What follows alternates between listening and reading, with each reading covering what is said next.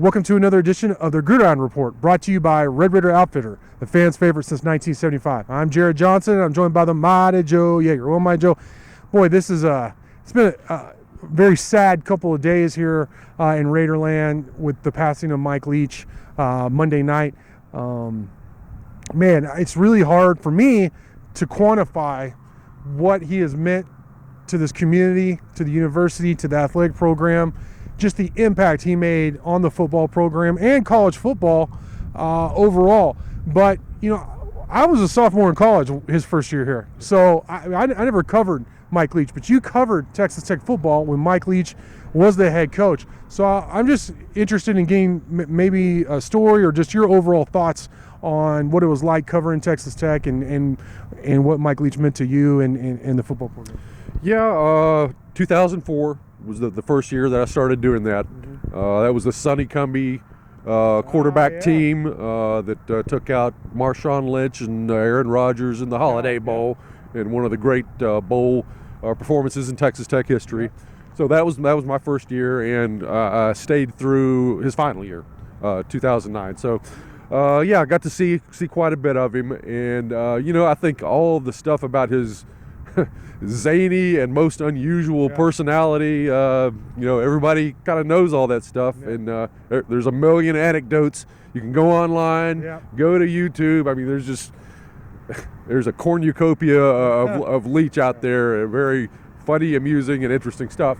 But really, what really kind of stood out for me with covering Leach and that program at that time was just the incredible open access that we had. Yeah. You know, that was. I mean, Leach was just Mr. Laissez-faire. He just kind of let it all go. You know, I mean, you know, hey, you want to cover the team, man? Come on out. You know, and so it was literally like that. I mean, people find it hard to even sort of fathom that right now because of the way the restrictions are that with football players and coaches and practice, and you catch little glimpses here and there, and some coaches are a little bit more open than others, but the vast majority of them have it on lockdown. You know, they're very, very suspicious, don't want anything getting out.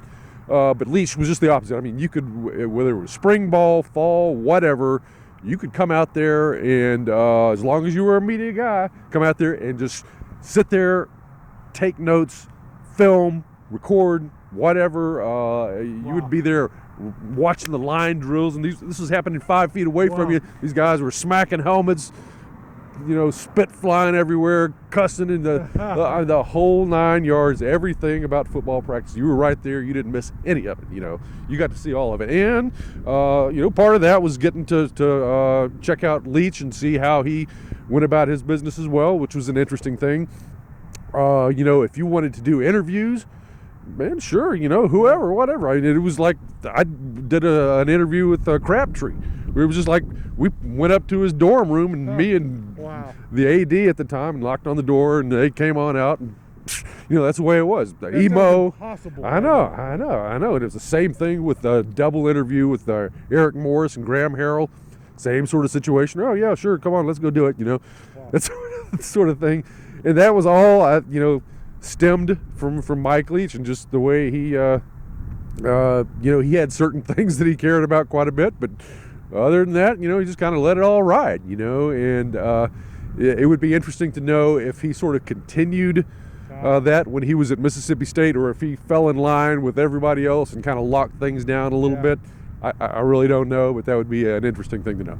What do you think, and this is really hard to quantify once again because he had such a huge impact, but in your opinion, what was his impact on college football in terms of, you know, what he brought to the offense? Yeah, he was, you know, it's hard to say that any coach is truly an important figure from a historical standpoint, you know. I mean, because we're talking about sports, right? You know, look, really, this isn't cancer. This isn't World War or anything like that, okay? However, within the context of college football, you know, I don't think, and really football in general, that I don't think you can't really overstate how much he, and I know he didn't just pull this from out of nowhere. You go back to like people like Hal Mumme, you know, you can probably go back to Don Coryell, with the San Diego Chargers, who sort of began to make inroads with this sort of wide open passing attack. But yes, Leach brought some concepts in with spreading the field, with sort of different ways of looking at the geometry of the game that were sort of revolutionary, much less about the tight formations and even tight ends in general. That was, tight end was not his most favorite position. Right. We could say nor fullback. He wanted a bunch of fast, quick guys who could exploit every single corner of the field. And a lot of this was just really quite revolutionary. And the New York Times Magazine actually did a front page article on Mike Leach and what he was doing with the offense and so forth and so on. I think the author was named Michael Lewis, who's a pretty famous sports writer. You can probably check this out if you want. It's maybe online somewhere, but it really gives a pretty good idea of what Leach did with that offense, and it's very impressive because it was something that kind of broke the mold. It was very different. Yeah, well, our prayers and thoughts go out to the Leach family. We can do a series of videos for a year and not probably cover everything and the impact Mike Leach had at Texas Tech and in college football in general, and just what a unique personality he was. But really, obviously sad and sorry that he had to go so soon. And like I said, our thoughts and prayers go out to the Leach family and so many Red Raiders who are, understandably upset with the passing of Mike Leach. But Mighty Joe, great stuff from you as always. Thank y'all for watching, and until next time.